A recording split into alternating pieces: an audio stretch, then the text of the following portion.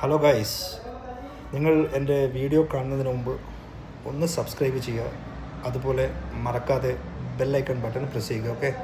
പിന്നെ എനിക്കിന്ന് പറയാനുള്ളത്, ഇന്നലെ ഒരു സുപ്രീം കോടതി വിധി വന്നു. അത് എന്താണെന്ന് വെച്ചാൽ, പെണ്ണുങ്ങൾ, മോസ്റ്റ്ലി വിവാഹിതരായവർ, ഇത് വിവാഹ വാഗ്ദാനം നൽകി എന്നെ പീഡിപ്പിച്ചു. ഇതിപ്പം നമുക്കിങ്ങനെ നടന്നുകൊണ്ടിരിക്കുന്ന സംഭവങ്ങളാണ്. എല്ലാവരെയും ടാർഗറ്റ് ചെയ്യുന്നതും എല്ലാവരെയും ട്രാപ്പിൽ കൊടുക്കുന്ന ഒരു സംഭവമായിട്ടാണ്, നമ്മളൊരു ടൂളായിട്ടാണ് ഇപ്പം നമ്മൾ കേരളത്തിൽ നടക്കുന്നത്. കേരളത്തിൽ മാത്രമേ നടക്കുന്നുള്ളൂ. നമുക്ക് വേറൊരു സംസ്ഥാനത്തിൽ ഇതുപോലത്തെ ക്രൈംസ് ഒരുപാട് നടക്കുന്നുണ്ട്. നമ്മൾ കേരളത്തിൽ സംഭവിച്ച ഒരുപാട് ക്രൈംസ് നടക്കുന്ന സ്റ്റേറ്റുകളാണ് എല്ലാം ഉള്ളത്.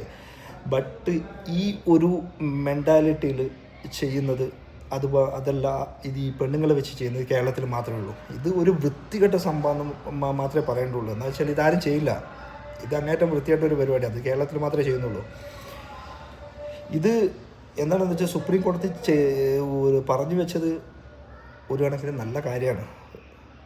അല്ലെങ്കിൽ ഇതിൻ്റെ സീരീസ് നമുക്ക് കണ്ടുപിടിക്കാൻ പറ്റില്ല, സ്റ്റോപ്പ് ചെയ്യാൻ പോലും പറ്റില്ല, എവിടെയൊക്കെ എത്തും. എന്താണെന്ന് വെച്ച് കഴിഞ്ഞാൽ, നമ്മൾ എന്തേലും ഒരു ഇലക്ഷനോ അല്ലെങ്കിൽ എന്തെങ്കിലും ഒരു നല്ല സംഭവങ്ങൾ വരുമോ, അല്ലെങ്കിൽ ആരെങ്കിലും ഒരു വലിയൊരു ടോപ്പ് പോസ്റ്റിലെത്തുമോ, അല്ലെങ്കിൽ ആരും ഒരു വലിയ പൈസ കാണാവോ, അല്ലെങ്കിൽ നിങ്ങൾക്ക് ആരോടെങ്കിലും പക ഉണ്ടോ, ഇതൊക്കെ നമ്മൾ കേസും കാര്യങ്ങളും ഒന്നും അവർക്ക് ഡയറക്റ്റ് കൊടുക്കാതെ ഇൻഡയറക്റ്റ്ലി നമുക്ക് ചെയ്യാൻ പറ്റുന്ന ഒരു ടൂളാണ് പെണ്ണുങ്ങൾ ഉപയോഗിച്ച് ചെയ്യുന്നത് കേരളത്തിൽ. ഓക്കെ. അതുകൊണ്ട് നമ്മൾ ആണുങ്ങൾക്ക് ഇങ്ങനെ ഒരു സംഭവം സുപ്രീം കോടതി പറഞ്ഞു വെച്ചുകൊണ്ട് നമുക്ക് പിന്നെ പാറി പിടിക്കാം. എവിടെയും പോയി കഴിഞ്ഞാൽ നമുക്ക് ഏത് ബന്ധത്തിലും ഏർപ്പെടാം. അത് കല്യാണം കഴിഞ്ഞതാവട്ടെ, കല്യാണം കഴിയാത്തതാണെങ്കിൽ നിങ്ങൾ ഗ്യാരണ്ടി കൊടുക്കും, കല്യാണം കഴിഞ്ഞതാണെങ്കിൽ നിങ്ങൾ രക്ഷപ്പെടും എന്നൊന്നുമില്ല. ഓക്കെ. നിങ്ങൾ ആണുങ്ങൾ രക്ഷപ്പെടുന്നു വിചാരിച്ചാൽ നിങ്ങൾ ഇതിൻ്റെ ബാക്കിൽ ഓടണ്ട. എന്താണെന്ന് വെച്ചാൽ, എൻ്റെ അഭിപ്രായത്തിൽ ഇത് വളരെ അങ്ങേയറ്റം മോശമാണ്. നമ്മളിപ്പോൾ കല്യാണം കഴിഞ്ഞവർ ബാക്കിൽ ഓടേണ്ട ആവശ്യമില്ല. കല്യാണം കഴിഞ്ഞവർ രണ്ടുപേരാവട്ടെ, ആണാവട്ടെ പെണ്ണാവട്ടെ, അവർക്ക് കുടുംബം കുട്ടികളൊക്കെ ഉള്ളതാണ്. നമ്മൾ രണ്ടുപേരും ഇതുപോലത്തെ അവിഹിത ബന്ധത്തിൽ ഏർപ്പെട്ട് കഴിഞ്ഞ് കഴിഞ്ഞാൽ, നമ്മൾ എവിടെയും വെച്ച് പിടിക്കാൻ കൂടി കഴിഞ്ഞാൽ, ആരെങ്കിലും കണ്ടോ നമ്മൾ വീട്ടിൽ പ്രശ്നമായി.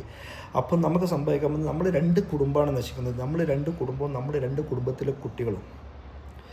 നിങ്ങൾ കുടുംബത്തിലെ കുട്ടികളെ കാര്യങ്ങളൊക്കെ ചിന്തിക്കണം എപ്പോഴും. എന്ന് വെച്ചാൽ, ഇപ്പം ആണാണെങ്കിൽ വേറൊരു കല്യാണം, പെണ്ണാണെങ്കിൽ വേറൊരു കല്യാണം. പക്ഷേ ഈ വേറെ വരുന്ന പെണ്ണാവട്ടെ ആണാവട്ടെ, നിങ്ങളെ ഫസ്റ്റത്തെ ബന്ധത്തിൽ ഉണ്ടായിരുന്ന കുട്ടികളെ ഇവർ ആക്സെപ്റ്റ് ചെയ്യില്ല. അന്നേരമാണ് അവിടെ സ്ട്രഗിൾ ചെയ്യുക. നിങ്ങൾ മനസ്സിലാക്കി.